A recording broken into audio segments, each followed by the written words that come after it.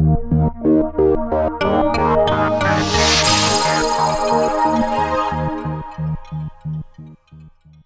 our first question, Denise, is on the economy and jobs.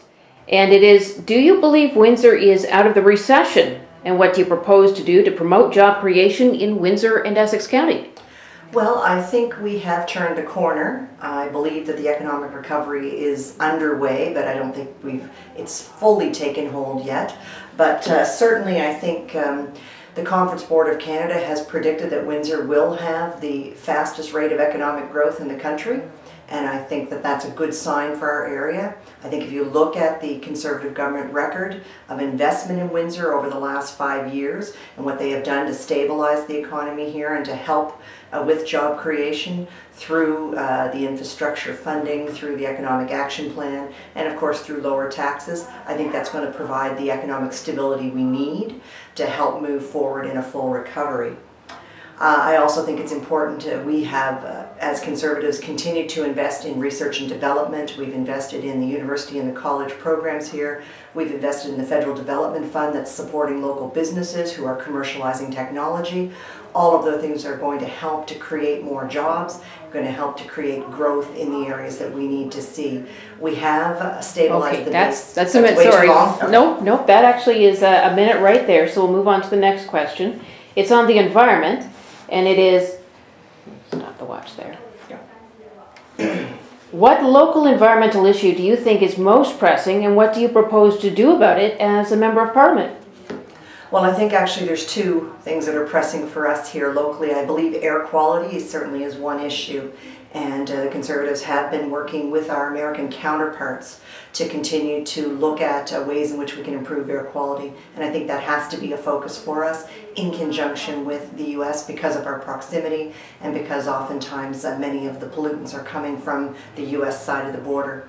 But I also think the area here, because of our proximity to the Great Lakes, we have to continue to focus on that as well. I know as a Conservative government we have invested in the Great Lakes Institute and in some work that's being done to clean up some of the Detroit River and some of the contributing areas. And I think that that has to continue as well in terms of a focus locally. I think that's really important.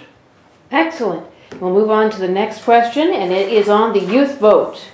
And it is, how has the use of social media affected politics in this campaign? Well, I think social media is incredibly important. One of the challenges for a candidate is that there's, I believe, 86,000 voters in our riding. And to get out during a campaign and try to meet each and every one of those voters is really challenging. But by using social media, by having a website, by using Facebook, by interacting with voters online, that really allows me to be able to connect and make contact with a lot more of the constituents in this riding.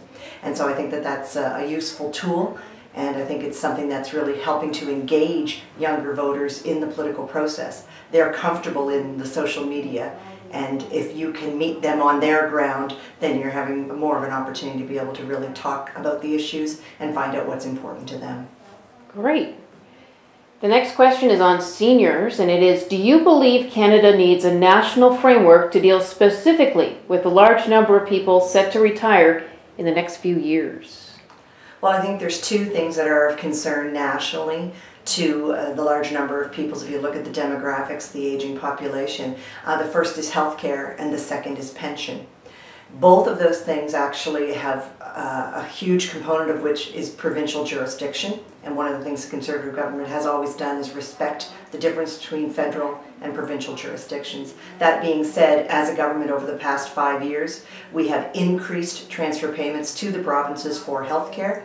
We have initiated some changes to the Canada Pension Plan, and we have worked very hard right now in an ongoing effort with the provinces to negotiate some changes to pension reform. So I think we need to continue to make efforts in those areas so we can stabilize and the funding for healthcare and ensure that we have the right kind of framework. And as well, we of course in the last budget put $300 million more on the table for low-income seniors to ensure that they have funding that they need through the guaranteed income supplement. Okay, and we have one last question. Sure. And it's a bit of a wild card, and it's one I'm sure you're going to hear a lot door to door from individual voters. And it is, what are you going to do for me if you're elected? Well, I think the Conservative record over the last 5 years is pretty strong. Windsor-Tecumseh received the highest per capita stimulus funding of any place in all of Canada, and that was because we probably had the greatest need. There was no partisan politics involved in that. Our NDP Canada representatives locally voted against every single dollar of stimulus funding that came this way. They voted against infrastructure funding like the DRIC project. They voted against $9 billion to support the auto industry.